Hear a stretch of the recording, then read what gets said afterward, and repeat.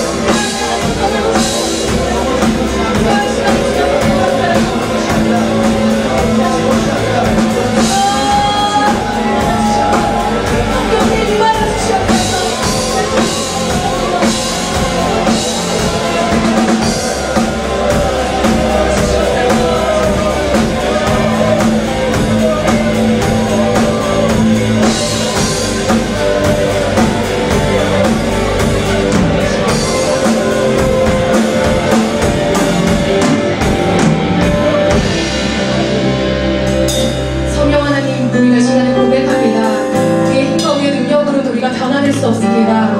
오직 성령님께서 함께 하실 때 우리의 삶이 변화될 줄 믿습니다. 우리 예배 가운데 성령님께서 임하시고, 우리 각 사람 가운데 성령님께서 임하시고, 우리 각 사람의 삶 가운데 성령님께서 동행하여 주시옵소서. 감사하며 예수님의 이름으로 기도드렸습니다. 우리 말씀 제목 외모로 판단하지 마라, 외모로 판단하지 마라는 말씀 제목으로 함께 은혜를 나누겠습니다. 저번 주에 세 가지 부류의 교인이 있다고 얘기 드렸습니다. 9세기에 당나라, 여러분들이 잘 아는 선승임제라는 사람이 이렇게 말했습니다. 만약에 그대가 진정 열린 눈을 갖기를 원한다면 타인으로부터 미혹을 입은 그 내용들을 여러분들이 빨리 잊어라. 근데 잊는다는 내용을 어떻게 표현했냐면 선승임제는 죽이라라고 말하고 있습니다. 이렇게 이야기합니다. 부처를 만나면 부처를 죽이고, 조사를 만나면 조사를 죽이고, 성자를 만나면 성자를 죽이고, 부모를 만나면 부모를 죽이고, 친구와 형제를 만나면 친구와 형제를 죽여라. 그래야 비로소 그 어떤 것에도 구애받지 않고 자유자재하리라. 여기에서 죽이라고 하는 것은 살인하라는 말이 아닙니다. 극복하라는 말이에요. 그것을 뛰어넘으라는 말입니다.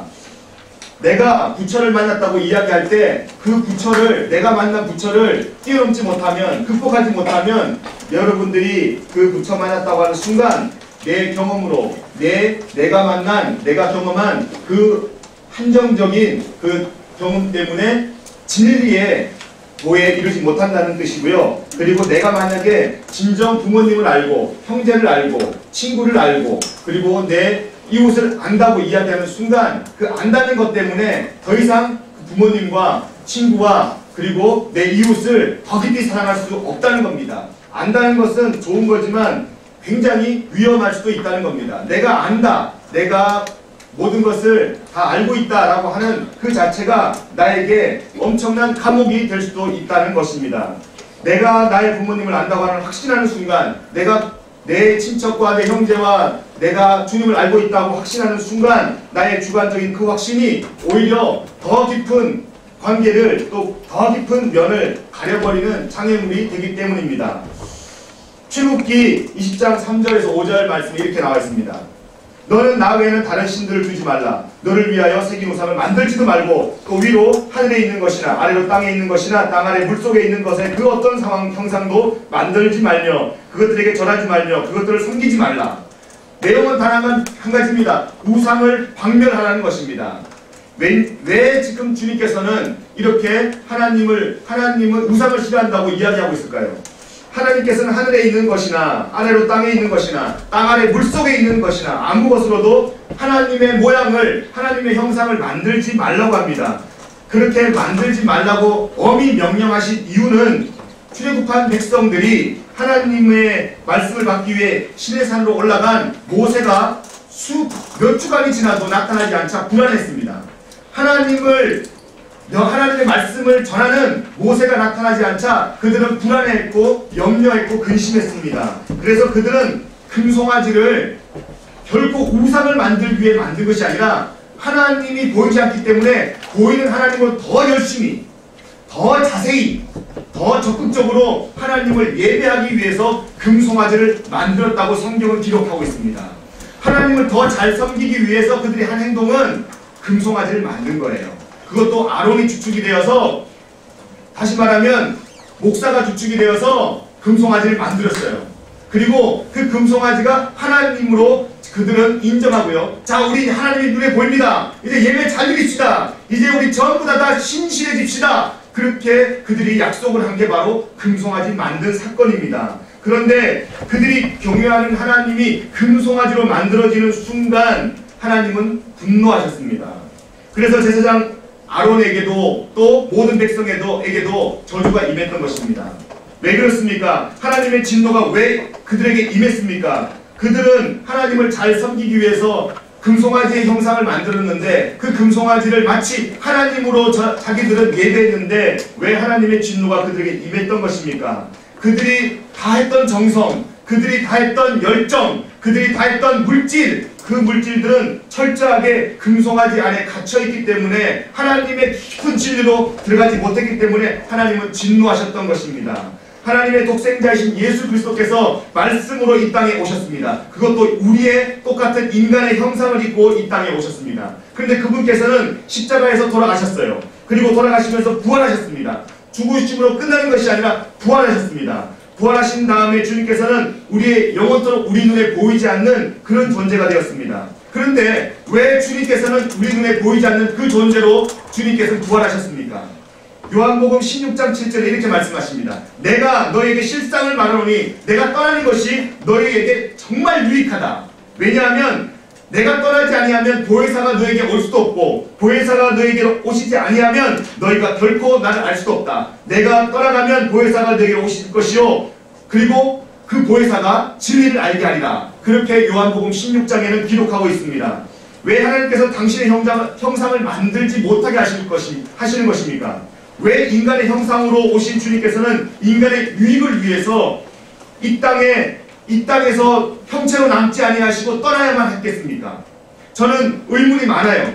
왜냐하면 하나님의 형상을 보이는 것으로 만들면 우리가 더 잘 섬길 수 있지 않겠습니까? 우리가 더 열심히 섬길 수 있지 않겠습니까? 더 우리가 적극적으로 하나님을 위해서 살 수 있지 않겠습니까? 근데 문제는 하나님의 형상은 보이지 않는다는 데 있는 것입니다. 그 어디에도 하나님 형상이 없다는 것이 우리에게 문제입니다. 그리고 하나님 자체가 그 형상을 만들지 말라는 것입니다.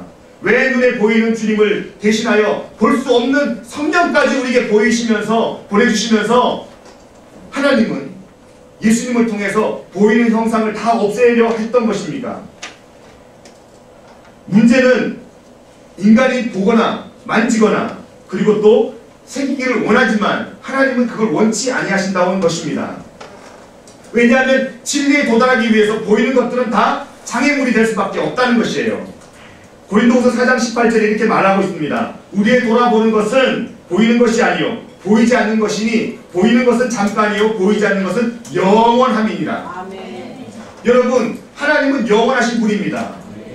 신앙이란 뭘까요? 그러면 신앙이란 하나님은 보이지 않는데 왜 우리가 보이지 않는 하나님을 이렇게 열심히 주일날 예배 나오고 그리고 그분을 위해서 열심히 살기 위해서 날마다 기도하는 것입니까? 이걸 신앙이라고 하는데 신앙은 뭡니까? 신앙이란 정의를 내린다면 여러분들은 어떤 정의를 내릴 수 있겠습니까? 저는 신앙이란 눈에 보이는 형상이나 모양을 추구하고 완성해가는 것이 아니라 참된 신앙이란 눈에 보이지 않는 하나님을 그 본질을 쫓으며 그 본질을 내 삶 속에 그대로 이루어가는 것, 그 보이지 않는 하나님의 본질을 내가 내 삶으로 구체화시키는 것이 바로 참된 신앙이고 그게 신앙의 정의입니다. 무릇 참된 크리스찬이란 뭐냐면 눈에 보이는 그 어떤 형상이나 모양이든지 반드시 뛰어넘어야 되고요. 극복해야 되고 그 장애물을 여러분들 마음속에 두지 말아야 할 줄로 믿습니다. 참된 본질은 오직 진리 안에서만 얻을 수 있고 그리고 그 진리는 언제나 그렇듯이 눈에 보이는 것이 아니라 눈에 보이지 않는 것이기 때문입니다. 눈에 보인다면 우리는 100% 집착합니다. 눈에 보이는 것은 우리가 그 집착 때문에 참된 진리를 깨달을 수 없습니다. 예수님 당시 어떻게 살았습니까? 유대인들은 언제나 눈에 보이는 형상만을 쫓았습니다. 그것을 중요하게 여겼습니다. 눈에 보이는 것을 중요하게 여기는 그러한 유대인들에게 형식이라는 그 틀은 매우 중요한 것이었습니다. 오히려 하나님보다 더 중요한 것이 유대인들에게는 그 보이지 않는 것을 형틀로 만드는, 보이지 않는 것을 형식으로 만드는 것이었습니다. 그것이 바로 율법이라는 것입니다. 이 말은 형식이나 모양이 전혀 중요하지 않다는 것이 아닙니다. 형식과 모양 그 뒤에 숨어져 있는 하나님의 놀라운 본질을 잃어버리는 장애물이 되기 때문에 형식과 모양이 너무나 위험하다는 것입니다. 물론 그것도 대단히 형식도 중요하고 모양도 중요하지만 그러나 보이지 않는 하나님의 놀라운 하나님의 사랑을 보이는 것으로 차단시켜버리면 놀라운 하나님의 사랑을 우리는 부분적으로밖에 알 수 없다는 것입니다. 내 경험으로만 경험한 하나님이 다 진리라고 우리는 착각하고 살 수밖에 없다는 것입니다. 여기에 불편한 진실을 여러분들에게 하나 알려드립니다. 불편한 진실. 안식일에는 일하지 말라고 했습니다. 출애굽기 31장에 보니까 뭐라고 나와 있냐면 안식일에 일하는 자는 다 죽여버리라고 했습니다. 죽여버리라고. 여기에서 살아남을 자는 아무도 없을 겁니다. 안식일에 일하는 자. 안식일에 마이크를 듣는 것도 일입니다. 이것도 일이라고 나와 있어요. 여러분 알바 3교대 하고 있는 사람도 있을 겁니다. 3교대 네, 다 죽어야 됩니다. 갑자기 출장 가는 사람 다 죽어야 됩니다. 안식일에 일하면은 출애굽기 31장에 보니까 다 죽이라고 하나님 명령했습니다. 그런데 놀라운 것은요, 예배드리는 제사장 안에, 예배드리는 공간 안에 제사장들이 제물을 하나님께 드릴 때 일했습니다. 제물을 잡아야 되는 일을 했습니다. 왜 안식일에 제사장은 일하면서 왜 죽이지 말라고 합니까? 왜 하나님은 그 일을 거룩하게 합니까? 어떤 사람은 일을 하면 죽이라고 그러고 어떤 사람은 일하는데도 그 일을 거룩하다고 합니까? 왜? 뭐 때문에 그렇습니까? 불편한 짓이 아닙니까? 그리고 성경에는 난지 8일만 되면 아기에게 할례를 행하라고 합니다. 복용수술을 하라는 거예요. 그런데 복용수술 자체가 일입니다. 너무나 큰 일이에요. 율법에 보면 그 정도 일은요 100% 돌에 맞아 죽어야 되는 일입니다. 그런데 만약에 난지 8일째 되는 날이 안식일이라면 상관하지 말고 일하랍니다. 일하래요. 왜 그럴까요? 왜 그런 불편한 진실을 우리에게 알려주셨을까요? 왜 우리에게 그렇게 헷갈리는 이러한 진리를 말씀해 주셨을까요? 단 한 가지입니다. 안식일은 하나님의 사랑을 우리가 깊이 깨닫는 날입니다. 안식일에 제사장이 제물을 잡는 행위는 분명히 잘못된 일이지만 일이기 때문에 하나님의 말씀에 비춰보면 죽어야 마땅한 일이지만 하나님의 사랑은 그 죽음을 뛰어넘는 겁니다. 왠지 아십니까? 안식일날 우리가 죄를 지어서 회개를 해야 되는데 제물이 죽든지 내가 죽든지 해야 되는데 하나님은 하나님의 사랑을 우리에게 표현하기 위해서 우리를 살려두시고 제물을 죽이시는 거예요. 제물을. 그래서 제사장이 하는 행위를 하나님의 사랑으로 이야기하고 있습니다. 마찬가지예요. 아기에게 할례를 행하는 것도 아기에게 할례를 행하는 일은 분명히 큰 일이지만 하나님의 사랑의 표시로 하나님의 사랑의 증표로 할례를 행하는 겁니다. 하나님이 내가 너를 엄청나게 사랑한단다. 내가 너를 너무너무 사랑한단다 라고 하는 표시가 뭐냐면 바로 할례예요. 할례. 그래서 너는 구별된 삶을 살아라 라고 하는 것이 바로 할례입니다. 그 일은 안식일날 해도 상관이 없다는 거예요. 하나님의 사랑과 관련된, 하나님의 생명과 관련된, 하나님의 놀라운 은혜와 관련된 일을 하는 것은 안식일날 해도 아무런 하나님 앞에 제재를 받지 않는다는 겁니다. 그런데 하나님께서 이런 일을, 이런 마음을 가지고 우리 인간들을 향하여서 예배드리기를 원하시고 기도하기를 원하시고 안식일을 지키기 원하시는데 이미 유대인들에게는요 이러한 정신과 하나님의 본질과는 상관없이 이미 형식에 꽉 짜여져 있어서 그 형식에 어긋난 행동을 하는 사람들에게는 다 하나님의 이름으로 정죄를 했던 것입니다. 유대인들이 안식일에 병자를 낫게 한 예수님의 행위를 보고 그때부터 예수님을 죽이려고 했습니다. 왜냐하면 말씀에 나와 있으니까. 유대인들이 예수님을 죽이려 한 것은 말씀에 나와 있기 때문에 유대인들을 죽이려고 했던 것이에요. 왜냐하면 그 당시에는 신약 성경이 쓰여지지 않았기 때문에 구약 성경만 가지고 예수님의 행동을 평가했습니다. 판단했습니다. 그런데 예수님이 뭐라고 합니까? 내 아버지가 일하니 나도 일한다. 그렇게 이야기하는 겁니다. 너무너무 교만한 말 아닙니까? 아버지의 마음을 가지고 일한다는 거예요. 여러분 마음속에 하나님의 마음이 있어야 된다는 것입니다. 예수님은 하나님의 마음을 가지고 일했어요. 하나님의 뜻 가지고 일했어요. 하나님의 그 본질 가지고 일했어요. 그게 바로 예수님이 이 땅에서 우리에게 보여주신 삶입니다. 그런데 유대인들은 그 삶의 본질과는 전혀 상관없이 예수님을 평가했습니다. 이렇게 나와 있습니다. 23절, 24절 보니까 주님이 이렇게 이야기합니다. 모세의 율법을 폐하지 아니하려고 사람이 안식일에도 할례를 받는 일이 있거든. 내가 안식일에 사람의 전신을 건정케 하는 것으로 너희가 나를 노여워하느냐? 외모로 판단하지 말고 공의로 판단하라. 여기서 외모라는 것은 뭐냐면 그리스어로 옵시스라는 말입니다. 견모양이라는 것이죠. 견모양. 겉모양 가지고 사람을 판단하지 말고 공의로 판단하랍니다. 하나님의 다른 이름이 뭔지 아십니까? 하나님의 다른 이름이 바로 공의입니다. 하나님의 이름 중에서 사랑의 하나님은 사랑의 하나님이라고 하잖아요. 그 사랑의 하나님을 다른 말로 표현하면 공의의 하나님입니다. 그러면 다시 말해서 여기에 공의로 판단하라라고 나와 있는 이 말을 어떻게 우리가 바꾸어서 해석할 수 있는지 아십니까? 너는 외모로 판단하지 말고 하나님의 사랑으로 판단하라. 이렇게 표현할 수 있는 것입니다. 여러분, 하나님의 사랑으로 판단할 때에만 눈에 보이는 겉모양으로 인해 보이지 않는 하나님을 우리가 볼 수 있기 때문에 하나님의 사랑으로 판단하라고 하는 것입니다. 하나님의 사랑은 눈에 보이는 것이 아니라 눈에 보이지 않는 것입니다. 눈에 보이는 형식이나 모양의 본질을 제대로 우리가 파악할 수 없기 때문에 우리는 하나님의 사랑을 어떻게 해야만 깨달을 수 있겠습니까? 보스턴에 가면 하버드 대학이 있습니다. 하버드 대학이 누가 세웠어요? 하버드가 세웠잖아요. 그죠? 네. 제이 하버드가 세웠습니다. 하버드가 세웠는데 그 하버드 동상이 보스턴에 있는 하버드 대학에 가면 크게 세워져 있어요. 좌상입니다. 앉아서 있는.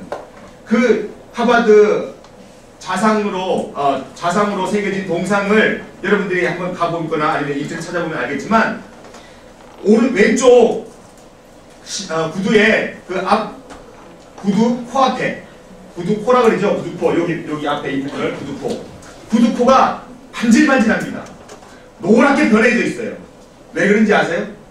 거기 문질면 거기 한번 만지고 오면 내가 아니면 내 자손들이 하버드에 분명히 갈 수 있다는 그러한 전설이 있어요. 전설. 그걸 믿는 사람들이 꼭 보스턴 가면 하버드 동상에다가 문질고 옵니다. 제가 문질렀을까요? 안 문질렀을까요? 네, 이놈! 발칙하다. 저는 전혀 거기에 관심이 없었습니다. 사랑하는 여러분, 지금 만약에 하나님의 형상을 우리가 이렇게 보이도록 만들어놨다고 해보세요. 엄청난 오류를 우리가 신앙적으로 범할 수밖에 없습니다. 그렇게 하지 않는 행동들을 다 우리는 이단으로 여기고요. 다 하나님과 상관없는 사람으로 여기고요. 우리는 얼마든지 정죄하고 판단하고 그들을 신앙의 이름으로 우리는 갈로 밖으로 밀어내는 그런 행위를 분명히 할 것입니다. 그게 바로 지금 이 유대인들이 한 행동입니다. 하나님의 사랑과 거리가 멀고 하나님의 공의와 거리가 멀고 하나님의 본질과 거리가 먼 유대인들은 자기가 알고 있는 하나님을 형식으로 가둬놓고요. 외식으로 가둬놓고 율법으로 가둬놓고 어떻게 하고 있습니까? 그 율법에 가둬진 하나님만 가지고 평가하고 판단하고 있는 겁니다. 여러분들 위험합니다. 기도할 때 여러분들이 받은 은혜들, 여러분들이 받은 경험들 굉장히 소중한 겁니다. 그러나 그 경험들을 잣대로 하여서 다른 사람들을 평가한다면 그 경험은 여러분들에게 굉장히 큰 아픔과 상처가 될 수 있습니다. 남들한테도 마찬가지고요. 다른 사람에게 비수가 될 수 있습니다. 여러분, 하나님은 그게 갖춰지는 하나님이 아니에요. 거기에 올가매어지는 하나님이 아니라는 것입니다. 왜 우리에게 경험을 주셨어요? 왜 우리에게 하나님을 인지할 수 있는 능력을 주셨어요? 하나님의 사랑을 넓게 깨달으는 것입니다. 하나님의 사랑은 온 우주 만물에 하나님의 형상은 온 우주 만물에 모든 우주 만물에 하나님의 신성이 다 담겨 있다고 했습니다. 하나님을 만약에 우리가 담을 수 있다면 이 우주만한 크기와 우주만한 정성이 담겨져 있어야 우리는 하나님을 제대로 평가할 수 있고 보여줄 수 있고 하나님 형상을 만들어낼 수 있는 것입니다. 그런데 우리가 어떻게 감히 내 작은 가슴 속에 하나님의 형상을 담았다고 하나님을 다 담았다고 이야기할 수 있겠습니까? 그렇게 할 수 없는 거예요. 오늘 저는 여러분에게 도전합니다. 외모로 판단하지 말라. 외모가 무엇입니까? 겉모양이에요. 겉모양. 하나님의 본질과 상관없는 겉모양. 겉모양 가지고 하나님을 또 여러분들 우리 가족들을 판단하지 마시고 하나님의 본질로 들어가시는 저와 여러분이 되기를 예수님의 이름으로 축복합니다. 네. 말씀의 결론을 맺어요. 왜 우리가 예배를 드립니까? 예배 드리는 이유가 뭐예요? 예배 드리는 이유가 뭡니까? 왜 예배 드리는지 모르고 예배 드립니까? 여러분들 입술 보니까 뭐라고 한마디 하려고 그러는 것 같아요. 알았어요. 조용히 하세요. 예배를 드리는 이유가 우리가 뭐냐고 물어볼 때 예배는 왜 드리냐면 예배의 모양이 중요하기 때문이 아니라 우리를 죄와 죽음에서 살리시려고 주님께서 이 땅에 오셨고 땅에 오셔서 십자가를 지셨고요. 그 십자가의 사랑 때문에 우리가 하나님 앞에 그냥 있을 수 없어서, 그냥 우리가 세상에서 내 마음대로 살 수 없어서 사랑에 대한 응답이 바로 예배인 것입니다. 그가 찔림은 내 허물을 인하며 그가 상함은 내 죄악을 인합니다. 그래요, 나와 여러분의 죄 때문에 주님께서는 피 흘리셨고요, 찢기셨고요, 고통당하셨고요, 그리고 그 험한 길을 걸어가셨습니다. 나와 여러분 때문에요. 다른 이유 없어요. 단 한 이유 때문에, 내가 널 사랑하기 때문에. 그 사랑의 응답이 예배입니다. 이 예배가 우리의 감정을 표현하는 도구가 아니라, 이 예배가 우리가 시간이 많아서 드려지는 어떤 누군가의 약속 때문에 드려지는 것이 아니라, 이 예배는 하나님의 사랑에 대한 우리의 응답인 것입니다. 여러분, 예배의 본질로 들어가시기를 예수님의 이름으로 축복합니다. 왜 우리가 성경 말씀이 있습니까? 아, 나 성경 1독했어, 나 성경 10독했어, 성경 독서량을 늘리기 위해서 우리가 이 성경을 읽습니까? 위험한 일입니다. 그거 아니에요. 왜 우리가 하나님의 말씀이 성경을 읽습니까? 그 이유는 단 한 가지입니다. 나를 향한 하나님의 사랑이 어떤 얼마만큼의 크기로 나를 하나님께 사랑하시는지, 그리고 내 삶이 하나님의 사랑 속에 거하기 위해서 바로 말씀을 읽는 겁니다. 하나님, 내가 하나님 사랑 밖에 있었다면 내가 말씀을 읽습니다. 이제 사랑 밖이 아니라 사랑 속에, 사랑 안에, 하나님의 사랑 안에 있게 하여 주옵소서. 하나님의 사랑 안에 머물게 하여 주옵소서. 그러기 위해서 말씀을 읽는 겁니다. 여러분, 우리가 왜 찬양을 하죠? 내 감정의 변화를 위해서, 우리의 감정의 어떤 그 쇄신을 위해서, 좀 흥분하기 위해서 왜 찬양을 합니까? 왜 우리가 하나님께 찬양을 올려드려요? 왜 이런 악기들을 동원해서 하나님께 찬양을 해요? 왜 우리가 일어나서 찬양하고 손들고 찬양하고 끼면서 찬양합니까? 기분 전환하기 위해서? 왜입니까?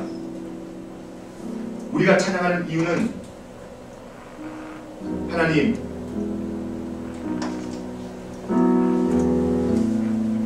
내 중심 속에 하나님의 마음이 담겨지게 하여 주옵소서. 내 중심이 하나님의 사랑으로 기려지기를 원합니다. 그게 바로 찬양인 것입니다. 우리 매일 아침에 특별 새벽기도회가 매일로 바뀌어가지고 지금 매일매일 새벽기도하고 있어요. 매일매일 6시 반에 매일 6시 반에 매일매일 하고 있습니다. 6시 반에. 왜 합니까? 정신 수양을 위해서, 득도를 하기 위해서, 도를 하십니까? 하기 위해서? 아니요, 그거 아니에요. 왜 우리가 매일매일 새벽 기도 하시는지 아십니까? 왜 우리가 목요일날 미라클 기도회를 하시는지 아십니까? 왜 우리가 기도해야만 하는지 아십니까? 그 이유는 정신 수양이 아니라 하나님의 그 놀랍고 크신 사랑에 나를 온통 맡기기 위해서 기도하는 겁니다.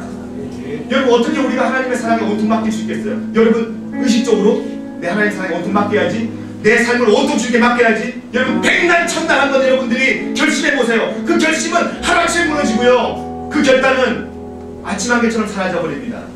기도해야 돼요. 하나님의 사랑 안에 내 삶을 온통 떠맡기기 위해서 기도해야 하는 것입니다. 기도하지 않으면 하나님의 사랑 속으로 들어갈 수가 없어요. 그래서 기도하는 겁니다. 여러분, 애를 쓰고 힘을 쓰고 온 여러분들의 시간을 투자해서 기도해야 될 줄로 믿습니다. 그때 하나님의 사랑 중심으로 우리의 삶이 들어가게 되어 있습니다. 그래서 기도하는 겁니다. 여러분, 주님께서 메어 달린 십자가, 그 십자가를 아무리 내가 그리고 다니고 성경책에 꽂아 다니고 목걸이로 메어 달고 다니고 반지로 해가지고 다니고 여러분들이 주머니 속에 가지고 다닌다 할지라도 하나님의 사랑을 알지 못하면 여전히 여러분들의 행위는 여러분들을 속박하는 그러한 율법에 지나지 않습니다. 견모양밖에 되지 않습니다. 내가 성경을 수십 번 통독했다고 여러분들이 자부한다면 하나님의 사랑 안에 거하지 못한 채 그 성경에 수십 번, 수백 번 통독한 것은 여전히 여러분들을 이중인격자로 만드는 아주 불행한 그러한 여러분들의 경험이 될 수 있습니다. 여러분, 밤낮 기도한다 할지라도 내가 쉬지 않고 주님 앞에 기도한다는 그런 사람을 내가 만나봤는데요. 여러분도 혹시 그런 사람이 있을 수 있습니다. 그렇다 할지라도 그 기도가 나 자신을 하나님의 사랑에 맡기기 위한 그런 기도가 아니라면 그 기도가 거듭될수록 우리의 삶을, 그렇게 기도하는 사람의 삶은 더 이기적이고요, 더 자기밖에 모르는 편협한 사람도요, 전락할 수밖에 없습니다. 나의 전 재산을 다 팔아서 나의 직업을 다 틀어서 구제한다고 할지라도 하나님의 사랑이 그 속에 없다면 그 구제는 다른 사람의 가슴을 찌르는 비수가 된다는 사실을 여러분 잊지 마시기 바랍니다. 하나님의 사랑이 있어야 합니다. 지금 하나님께서는 이곳에 이미 충만하게 임하셨습니다. 충만하게 임하고 계십니다. 여러분들이 인정하든 인정하지 않든 이미 하나님은 우리와 함께 충만하게 임하고 계세요. 여러분, 이제 그 하나님의 충만한 임재 안에 말씀과 기도와 예배의 이 엄청난 우리의 형식들이 다 무너지고 이런 엄청난 울타리가 다 부서지고 다 뽑혀지고 그 본질 안으로 들어가기를 예수님의 이름으로 축복합니다. 제가 얘기를 들었어요. 기도하는 마음으로 이제 들으시면 됩니다. 전쟁터에서요, 전사한 전우가 있었습니다. 그래서 이 전우를 데리고 전우의 시체를 품에 안고 교회로 찾아왔습니다. 이 전우가 마지막 한마디가 나를 예배당 공동묘지에 묻어달라는 그 말만 하고 죽었기 때문에 이 전우들이 그 친구 전우의 시체를 안고 그 마지막 유언을 이루어주기 위해서 가까운 교회에 찾아갔습니다. 근데 문을 두드리고요, 거기 교회 목사님한테 전후 사정을 이야기했습니다. 목사님 뭐라는지 아세요? 이 죽은 전우가 크리스찬입니까? 잘 모르겠는데요. 이 죽은 전우가 세례를 받았습니까? 잘 모르겠는데요. 그러면 안 됩니다. 우리 교회의 대규에는, 우리 교회의 법에는 크리스찬이거나 세례를 받아야만 우리 교회가 운영하고 있는 공동묘지에 묻힐 수 있습니다. 그래서 이 군인들은 전우의 시체를 끌어안고, 그러면 가장 가까운 교회 밖 울타리에다가 이 친구의 무덤을 만들면 되겠습니까? 하고 목사한테 물었습니다. 그건 괜찮습니다. 거기는 땅 주인이 없는 땅이기 때문에 괜찮습니다. 그렇게 해서 이 군인들은 이 전우의 시체를 거기에 묻기 시작했습니다. 왜냐하면 가장 그에 가까운 곳에 묻는 것이 약속을 지키는 일이라 생각하여 거기에 땅을 파고 전우의 시체를 묻었습니다. 그리고 돌아갔습니다. 그 밤에 목사님이 기도를 하는 중에 하나님의 마음이 부어졌습니다. 너의 마음 속에는 내 사랑이 있기는 하니, 법이 중요하니, 세례가 중요하니, 크리스찬인 게 중요하니, 내 사랑이 그거밖에 안 되니? 내 사랑이 거기까지밖에 머물지 않니? 그런 마음을 이 목사님께 부어줬습니다. 그 목사님은 그 자리에서 벌떡 일어나서요, 친구가 묻혀있는 그 무덤에 달려갔습니다. 그리고 땅을 팔려고 하다 보니까 너무 이미 목사님 혼자 힘으로는 될 수가 없었습니다. 또 하나님께 기도했습니다. 하나님 어떻게 해야 되겠습니까? 울타리를 더 넓게 쳐라. 울타리를 쳐라. 그래서 울타리를 뽑기 시작합니다. 교회 울타리를 다 뽑아서 더 넓게 쳤습니다. 더 넓게 쳐버리니까 그 친구의 무덤이 교회 울타리 안으로 들어왔습니다. 그 다음날 친구를 묻은 부인들이 찾아왔습니다. 왜냐하면 마지막으로 인사하고 다시 전쟁터로 나가기 위해서요. 근데 이게 어떻게 된 일입니까? 바로 울타리 가까운 바로 옆에다가 친구를 묻었는데 아무리 울타리 옆을 주위를 찾아봐도 친구의 무덤이 없는 거예요. 이게 어떻게 된 일이냐고 서로 다 황당해할 때 목사님한테 물어보자. 그래서 목사님께 물어봅니다. 그리고 목사님이 그렇게 이야기합니다. 하나님의 사랑의 울타리가 더 넓게 쳐졌습니다. 그렇게 이야기합니다. 사랑하는 여러분, 우호를 따른 우리 샬롬 커뮤니티 안에 사랑 이야기로 우리가 사역을 해나가고 있습니다. 우리의 봄은 사랑과 예배 공동체로 하나님께 많은 이야기들을 드리기 위해서 우리의 봄 사역 이야기들을 우리가 꽃피워가고 있습니다. 그렇다면 우리가 우리의 가족들을, 우리의 목장 식구들을, 우리의 리더들을, 우리의 지체들을 무엇으로 판단해야 되겠습니까? 하나님의 사랑으로 우리의 가족들을 바라보고 우리의 가족들을 품어야 될 줄로 믿습니다. 이제 우리가 해야 할 일이 있습니다. 기도도, 찬양도, 말씀도 우리의 본질은 바로 하나님의 사랑을 우리가 품고 그리고 우리의 마음속에 있는 울타리들을 더 넓게 치는 것입니다. 여러분들의 취미에, 여러분들의 코드에 맞지 않는다는 건 다 알아요. 이미 여러분들 나이가 너무너무 어린 친구들도 있고 나처럼 어린 친구들도 있고 또 저처럼 많은 친구들이 별로 없어서 그죠? 나이가 많은 우리 베드리스탄이 어딨어? 상처 안 받으니까 베드리스탄이죠. 나이가 많은 사람도 있어요. 미안해요. 나이가 조금 있는 사람도 있어요. 우리가 무엇을 추구해야 되겠습니까? 나이 때문에 서로 우리가 격을 만들고 울타리를 쳐야 되겠습니까? 신앙의 칼날 때문에 우리가 울타리를 쳐야 되겠습니까? 성별 때문에 우리가 울타리를 쳐야 되겠어요? 아니에요. 그렇게 하면 안 된다고 지금 말씀하고 계시지 않습니까? 하나님 그럴 때 가슴 아파한다고 하지 않습니까? 우리가 갖고 있는 울타리들을 지금부터 걷어내어서 더 넓게 한번 울타리를 쳐봅시다. 그게 바로 예배 가운데 인재, 하나님의 인재가 있으면 그렇게 될 것이고요. 우리가 진실로 예배하며 기도할 때 우리의 울타리가 넓어질 줄로 믿습니다. 여러분 그러한 아름다운 이야기들을 5월달에 만들어 보길 원합니다. 이제 여러분 도전합니다. 그러한 저와 여러분의 삶이 되기를 예수님의 축복합니다. 기도하며 나가겠습니다.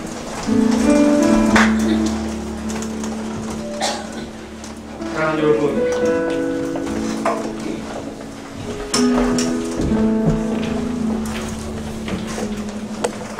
우리는 과연 어떤 사람입니까? 우리의 울타리는 과연 어디까지 쳐져 있습니까? 하나님의 사랑의 본질을 모른 채 내가 경험한 하나님만 옳다고 여기며 내가 알고 있는 하나님만 다라고 여기며 우리도 이미 너무나 편협한 울타리를 치고 있는 사람은 아닙니까? 그리고 우리가 다른 사람들 평가할 때 하나님의 사랑으로 판단하는 것이 아니라 외모로, 외형으로 내가 경험한 그 하나님의 편협한 한 부분을 가지고 판단하진 않습니까? 이 시간 하나님은 그러한 외모를 가지고 판단하는 자들에게 말씀하십니다. 사랑의 울타리를 넓혀라. 외모로 판단하지 말고 하나님의 사랑의 울타리를 더 넓혀라. 이 시간 말씀 생각하시면서 함께 기도하기 원합니다. 우리 샬롬 커뮤니티 안에 사랑의 울타리가 넓혀지길 원합니다. 내 마음 가운데, 우리 목장 가운데, 우리의 마을 가운데 하나님의 사랑의 울타리가 넓혀지길 원합니다. 우리가 여기 마을을 덮고 또한 이 서울을 덮고 한국 땅을 덮으며 열방을 덮는 놀라운 하나님의 울타리가 되기를 원합니다. 같이 기도하기 원합니다. 오시니 우리의 사랑의 울타리가 넓혀지게 하여 주시옵소서. 하나님을 향한 내 사랑의 울타리가 넓혀지게 하여 주옵소서. 하나님의 본질을 깨닫게 하여 주옵소서. 오 주님, 하나님의 사랑의 본질을 깨닫게 하여 주옵소서.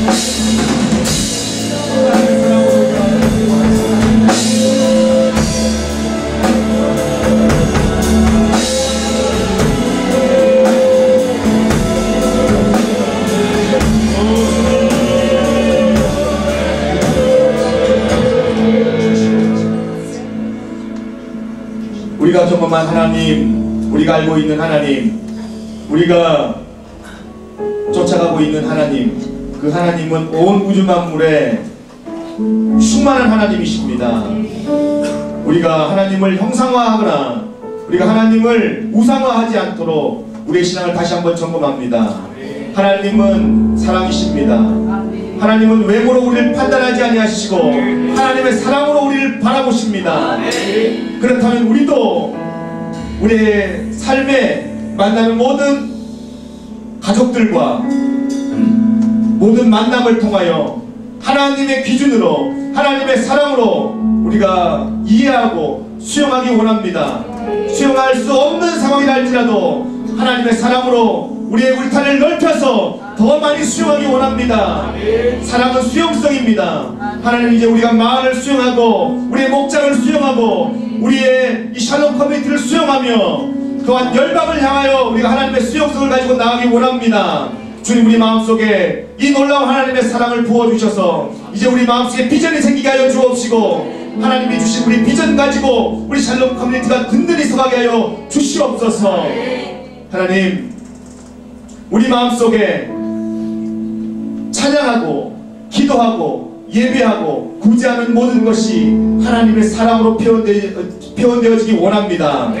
하나님의 사랑이 없다면 울리는 깽물이라고 하였습니다. 깽간처럼 우리가 울리기만 하는, 소리만 나는 그러한 삶이 아니라 사람을 살리고 사람을 세우는 하나님의 사람들 될 수 있도록 축복하여 주옵소서.